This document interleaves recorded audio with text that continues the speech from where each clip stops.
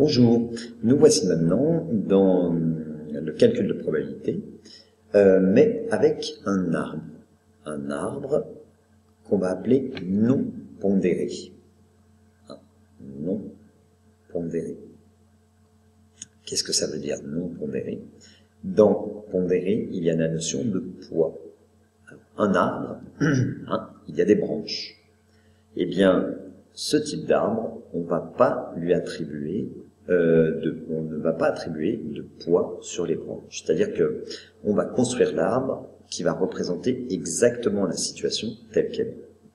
Alors, pour cela, prenons l'exemple d'un sac rempli de boules qui contient 2 boules rouges et 3 boules vertes, soit 5 boules au total. En fait, l'expérience aléatoire va consister à tirer une balle, noter la couleur. On ne la remet pas dans le sac, on la conserve, on la met de côté, puis on va tirer une deuxième balle, on va noter sa couleur. Et on considère l'événement qui est obtenir 2 balles de la même couleur. Alors, comment on va représenter cette situation? Eh bien, en fait, par cet arbre-là, alors, ici, c'est notre univers, j'ai 2 boules rouges, donc je fais une branche pour la première boule rouge, une deuxième branche pour la deuxième boule rouge. Ensuite, j'ai 3 boules vertes, donc une branche pour la première, une branche pour la deuxième, une branche pour la troisième. Puis ensuite, une fois que j'ai tiré la boule rouge, cette boule rouge, je n'ai plus qu'une seule boule rouge. Donc je vais représenter pour mon deuxième tirage une branche pour la boule rouge qui me reste et une branche pour chacune des boules vertes qui sont toujours dans le sac que je n'ai pas tiré. Je fais la même chose avec la deuxième branche, puis la troisième branche, puis la quatrième, puis la cinquième, puisque en tout on a 5 boules. D'accord? Alors, quel est le nombre total de possibilités? Eh bien, je peux, à ce moment-là, compter le nombre total de possibilités en comptant le nombre de trajets que je peux effectuer sur mon arbre. C'est-à-dire, je peux avoir une rouge et une rouge, une rouge et une verte, une rouge et une verte, une rouge et une verte. Alors, elles ne sont pas numérotées, mais en fait, elles sont distinctes. Donc, ça pourrait être la rouge numéro 1 avec la rouge numéro 2, la rouge numéro 1 avec la verte numéro 1, la verte numéro 2, la verte numéro 3, etc. Je compte le nombre total de trajets. Donc ici, j'ai 4 trajets. Puis là, j'en ai 4 aussi. Là, j'en ai 4 aussi. Là, j'en ai 4 aussi. Et là, j'en ai 4 aussi. Ce qui fait 5 fois 4 trajets. J'aurais pu aussi compter de cette manière-là en disant j'ai 5 possibilités pour la première boule. Et puis après, comme je ne remets pas la boule dans le sac, j'ai 4 possibilités pour la deuxième boule. Donc 5 fois 4 possibilités, soit 20 trajets, 20 possibilités. D'accord? Soit je compte tous les trajets, soit je compte les branches du premier, pour ma première boule, puis les branches pour la deuxième boule. Ceci dit, attention, parce que si jamais j'ai plus de boules rouges, si je tire une troisième boule, à un moment donné, j'ai plus de boules rouges. Donc je ne peux pas appliquer ce principe à la fois suivante. Et je vais être obligé de compter toutes les issues finales qui sont ici. Maintenant, si je veux obtenir 2 balles ou 2 boules de la même couleur, eh bien, je cherche, ici, j'en ai une, rouge et rouge, j'en ai une deuxième là, rouge et rouge, après j'ai vert et vert, ici, vert et vert, ici, donc ça m'en fait déjà 4, puis à nouveau 2 ici, ça m'en fait 6, puis à nouveau 2 ici, ça m'en fait 8, soit 8 branches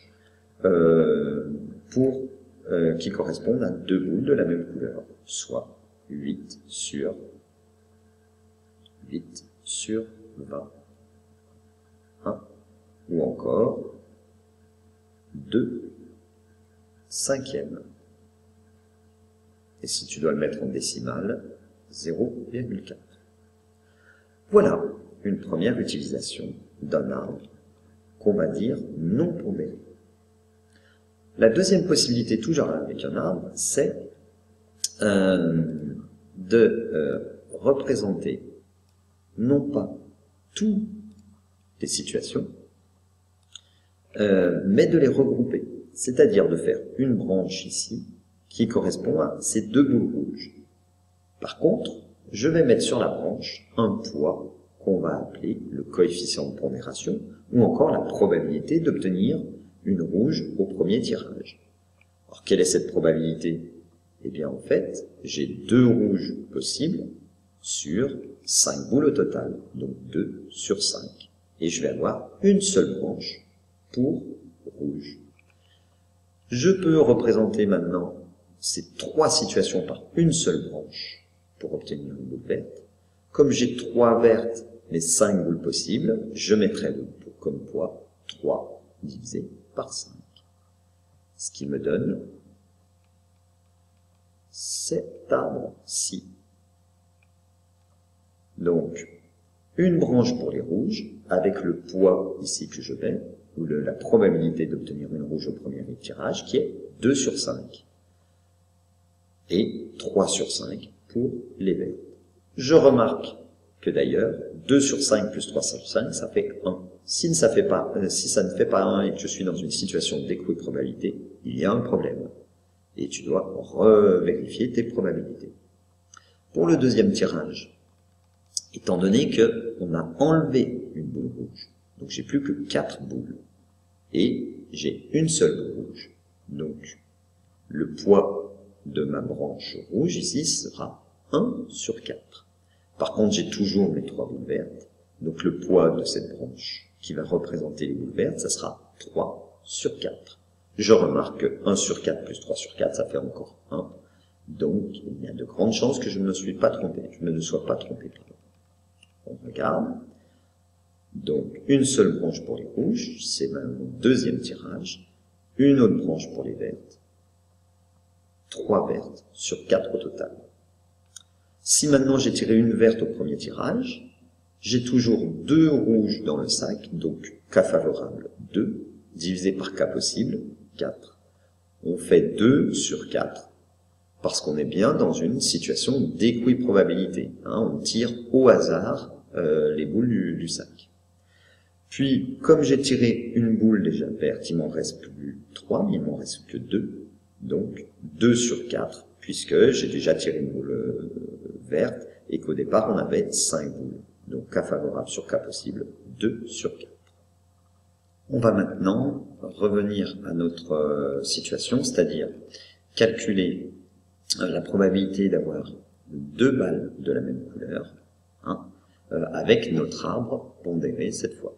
Alors pour cela, on va additionner les branches qui réalisent l'événement 2 boules rouges ou bien 2 boules vertes, puisque avoir 2 boules de la même couleur, c'est avoir soit 2 boules rouges, soit 2 boules vertes, et je ne peux pas avoir des vertes et rouges.